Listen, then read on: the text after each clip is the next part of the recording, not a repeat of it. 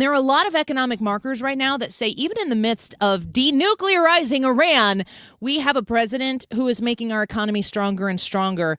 He's juggling a lot of things, and it seems as though he's doing it pretty well.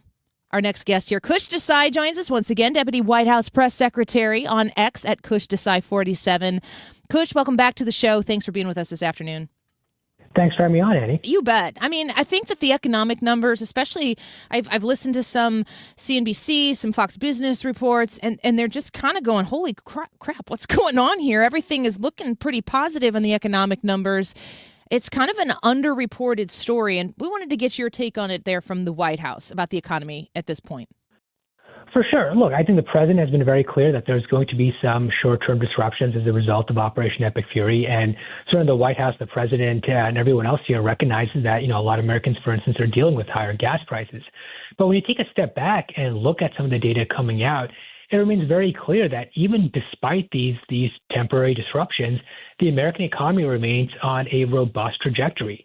When you look at yesterday's GDP numbers, where we saw an astonishing surge in business investment, we saw a couple of days ago the orders of core capital goods. That means the equipment and the machinery that you need to operate and make factories and other manufacturing facilities beat expectations by sixfold.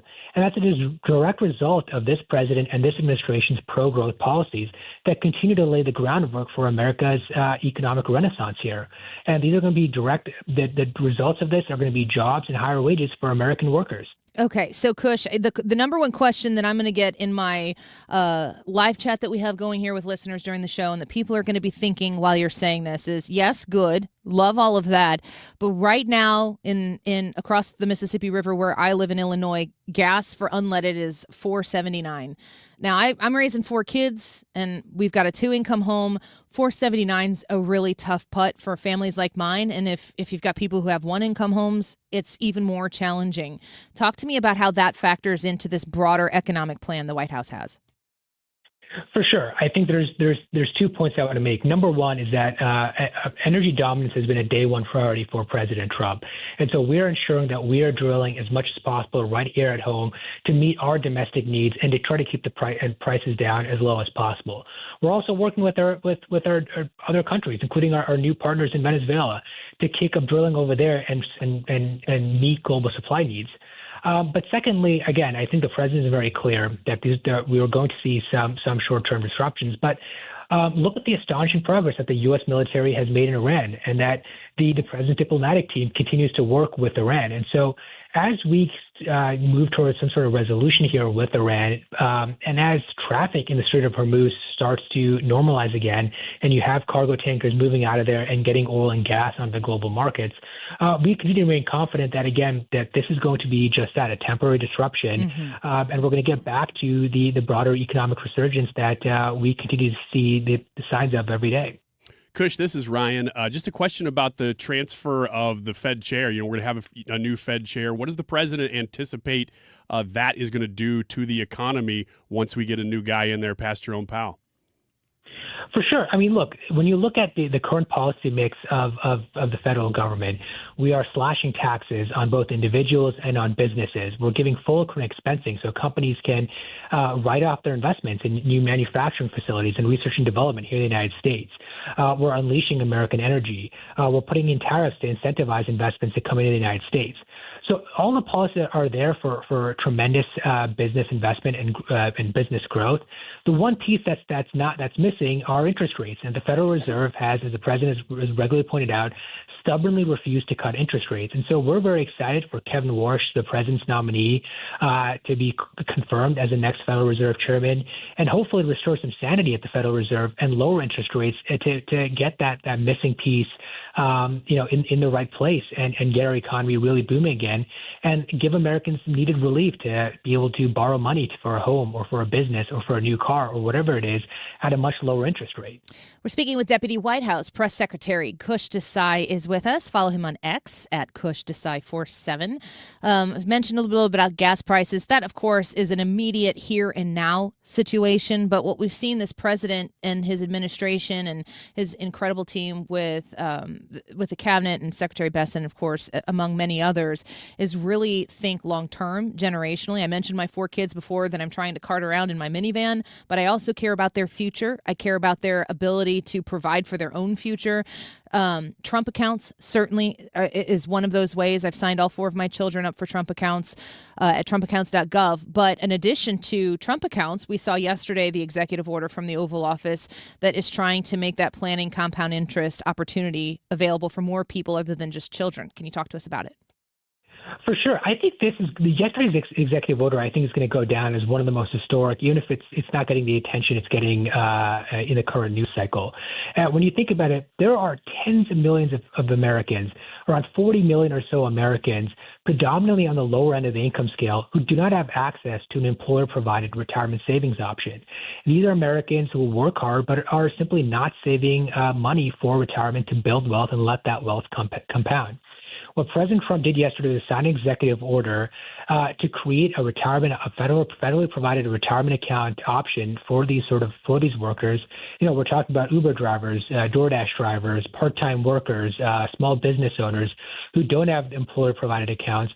And depending on the income thresholds, many Americans, again, predominantly in the lower end of the income scale, are going to receive a federal match. So for every dollar they get in, they'll get a dollar or another amount matched by the federal government to incentivize them, just like your employer provides a 401k match to get these people to invest, to save money, and to build real wealth.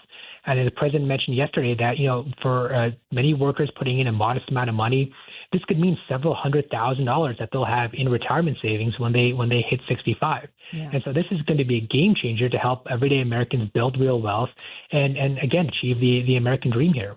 Okay, so Kush, one of the things that I think is important in this administration that kind of seems to be foundationally broadly across the cabinet in a lot of different areas important is the reprioritization of the American people and their importance and the priority of the American people over the size of the government. And the investment seems to be, and focus, I should say, seems to be in the private sector over bloating the government that lords over them. Can you talk about how the economy, the position that this White House has on improving the economy going forward focuses on that private sector over growing the public? For sure. Look, I think it's been very clear that the federal government has not been very good at managing the American people's money. The amount of pervasive waste, fraud, and abuse that we have seen across this government, whether it be Medicaid fraud or in these various other USAID programs and such, has not been a good use of taxpayer monies. What we want is for American people and American businesses to keep more of their money and to invest it into the economy and let that private sector do what it does best. The business of America's business, as they like to say. And so this is a priority. I mean, when you look at federal employment, for instance, it's at its lowest now since 1966. Since the 1960s, the federal government has not employed as few workers as it does right now. And even while we're shedding federal government jobs, if you look at the unemployment rate, it's actually stayed stable. And that's because we're focusing on the private sector and helping the private sector create jobs and employ Americans rather than creating, these kind of fake government jobs that the Biden administration was so big on pushing. And so we want to get the government out of the way and let the American people, take charge of the economy and their lives. Kush Desai speaking with us right now, Deputy White House Press Secretary. Another area of the economy that I know affects quite a lot of people. We've talked a little bit about a new Fed chair.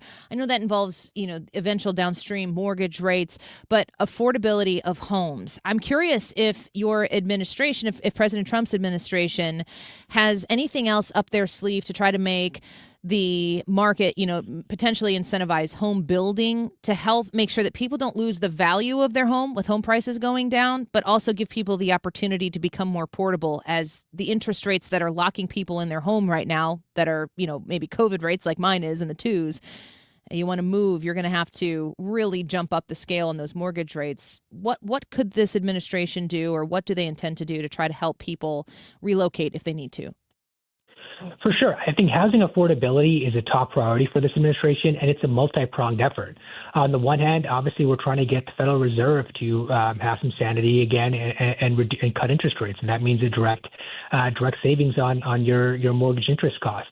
Beyond that, again, I think the president's been very clear that we want new homes being built, but we don't want current homeowners to lose the value of their asset.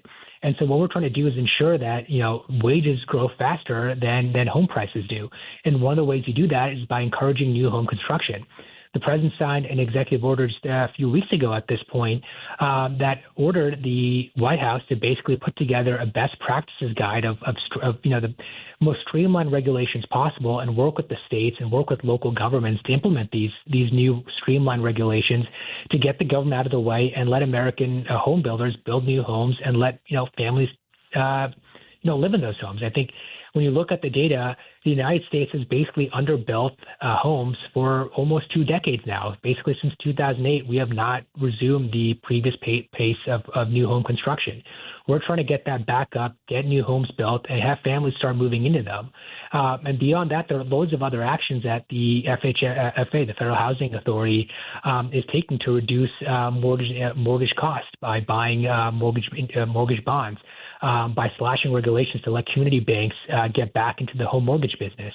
So this is a very multifaceted effort, and I can tell you that there are multiple government agencies, multiple components here in the White House that are working every day around the clock, again, to restore the dream of home ownership and start building new houses again. Yeah, I'm in the middle of trying to move from a home that I love, that I've lived in for 11 years with my family, to build a house on my parents' farm that is a centennial farm, like 5 generations of family, and it's just so hard to become portable. And it frustrated me, and I don't know that there's any solution in here, but I'm just telling you, it frustrated me that I just had my mortgage last month sold from one bank to another.